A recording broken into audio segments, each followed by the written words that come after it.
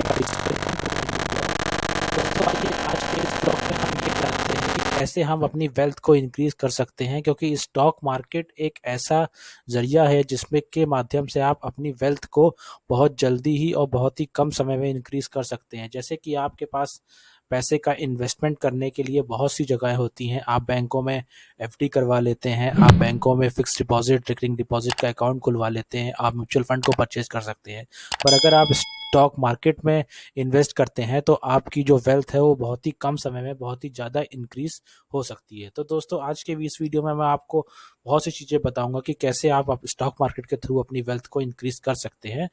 तो दोस्तों सबसे पहले आपको दो बातें जानना जरूरी है कि हम स्टॉक मार्केट में इन्वेस्ट कहाँ करें और कैसे करें। स्टॉक मार्केट में दोस्तों इन्वेस्ट करने के लिए सबसे बेसिक नीड जो होती है, आपके पास एक डीमैट अकाउंट होना चाहिए। जैसे कि आप अपना कैश बैंकों में अकाउंट खुलवाते हैं, अपना कैश डिपॉजिट करते हैं, अपने कैश को बैंक अकाउंट में रखते हैं, वैसे ही आप स्टॉक मार्केट में शेयर्स को जो परचेज करते हैं, उसकी परचेजिंग के बाद उन शेयर्स को रखने का जो भी एक जगह होती है उसे डीमैट अकाउंट कहते हैं। डीमैट अकाउंट में ही आप अपने शेयर्स को रख सकते हैं और उनके इंक्रीमेंट डिक्रीमेंट को देखते हुए उन्हें सेल आउट और बाई कर सकते हैं। तो दोस्तों सबसे पहले आपको ये जानना जरूरी है कि डीमैट अकाउंट क्या होता है और डीमैट अकाउंट कैसे खुलेगा, कहाँ खुलेगा, क्योंकि डीमैट अकाउंट अगर नहीं है तो आप स्टॉक ब्रोकिंग नहीं कर सकते। तो दोस्तों सबसे पहले डीमैट अकाउंट खुलवाने के लिए बहुत सी फर्म है, जैसे कि जीरोधा हो गई, अपस्टॉक हो गई, आईसीआईसी डायरेक्ट हो गई, एंजल ब्रोकिंग हो गई। आप किसी भी फर्म में अकाउंट खुलवा सकते हैं। इसके लिए मैं आपको ये नहीं कहता कि आप इस फर्म में अकाउंट खुलाएं, पर अगर मेरी पर्सनल सजेशन आप पूछें तो मैं आईसीआईसी डायरेक्ट में कहूंगा कि आप उसमें अकाउंट खुलवाएं, क्योंकि उसमें अकाउंट खुलवाने का कोई भी चार्जेस नहीं है और उसमें अकाउंट बहुत ही आसानी से खुल जाता है। अब दोस्तों अकाउंट खुलने के बाद सबसे पहली चीज आपको ये जाननी जरूरी है कि हम इन्वेस्ट कहाँ करें, किस कंपनी में इन्वेस्ट करें ताकि हमें रिटर्न अच्छे मिले। तो दोस्तों आपको कंपनी के बारे में जानकारी होनी चाहिए कि कंपनी कैसी है, कंपनी क्या बनाती है, कंपनी का फ्यूचर क्या है। इन चीज़ों की जानकारी रखने के बाद ही आप किसी कंपनी में इन्वेस्ट कर सकते हैं। फॉर एग्जांपल जैसे मान लीजिए state bank of India. State bank of India के बारे में आपको पता है कि वो क्या काम करती है, उसका फ्यूचर कैसा है और आने वाले टाइम में वो क्या गेन करेगी और क्या लॉस करेगी। और जैसे कि डेली यूज़ के जो प्रोडक्ट्स होते हैं उन चीज़ों की कंपनियों में भी आप इन्वेस्ट कर सकते हैं, जैसे कि उन चीज़ों को की डिमांड कभी भी मार्केट में कम नहीं होनी है। फॉर एग्जांपल जैसे आप टूथ ब्रश यूज़ करते हैं, टूथपेस्ट यूज़ करते हैं, खाने का सामान यूज़ करते हैं, तो उन चीज़ों की कमी मार्केट में कभी भी डिमांड उनकी कम नहीं हो सकती।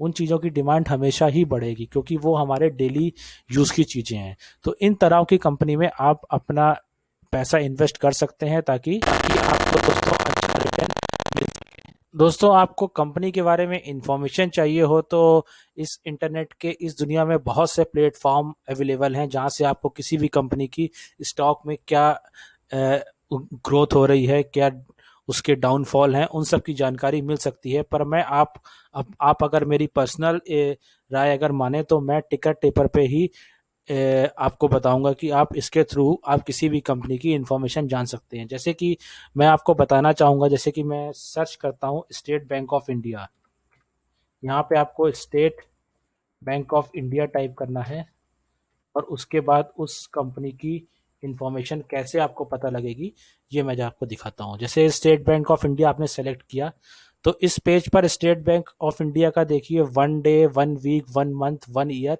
5 ईयर्स और मैक्सिमम, इस सब का चार्ट आपको आपके सामने शो होके आ गया है कि इस कंपनी ने कितनी ग्रोथ करी, इस कंपनी के शेयर ने कितना ग्रोथ किया और कितना नहीं ग्रोथ किया। इस कंपनी का जब आईपीओ, जब स्टॉक मार्केट में ये कंपनी लिस्ट हुई थी तब से अब तक ये 1690% का रिटर्न दे चुकी है। जब स्टार्टिंग में इस कंपनी के जो शेयर थे वो 2000 में 23 रुपए का एक शेयर था और आज की डेट में उसकी एक शेयर की वैल्यू 412 रुपए है। तो दोस्तों इस तरह देखा जाए कि अगर आपने 2000 में इस कंपनी के कुछ शेयर लिए होते तो आज वो आपकी वैल्यू कितनी इंक्रीज हो गई होती, ये आप खुद ही कैलकुलेट कर सकते हैं। तो इसके इस साइट के थ्रू आप स्टेट बैंक ऑफ इंडिया के बारे में या किसी और भी स्टॉक लिस्टेड कंपनी के बारे में इंफॉर्मेशन पूरी तरह से जान सकते हैं। जैसे कि इस कंपनी के फोरकास्टेस क्या हैं, तो यहाँ फोरकास्ट पे क्लिक करेंगे तो इस कंपनी के फोरकास्ट क्या होंगे कि यहाँ पे जैसे कि बताया जा रहा है कि 44 एनालिस्ट ने इसमें ये कहा है कि इसका शेयर अभी बाइंग करने के लिए है। तो 44 एनालिस्ट ने अपनी रिपोर्ट लगाई है और उन्होंने कहा है कि 100%, उन्होंने मतलब सभी ने ये कहा है कि इसमें बाइंग का उन्होंने आपको इंफॉर्मेशन दी है, इसमें आप बाइंग कर सकते हैं। ये कंपनी की एक फोरकास्ट है। और कंपनी की फोरकास्ट के लिए जो उन्होंने फोरकास्ट जून 2022 मतलब एक साल बाद के लिए बनाई है, वो अभी करंट मार्केट प्राइस 412 रुपए जैसे है। हाई और लो मीडियम इन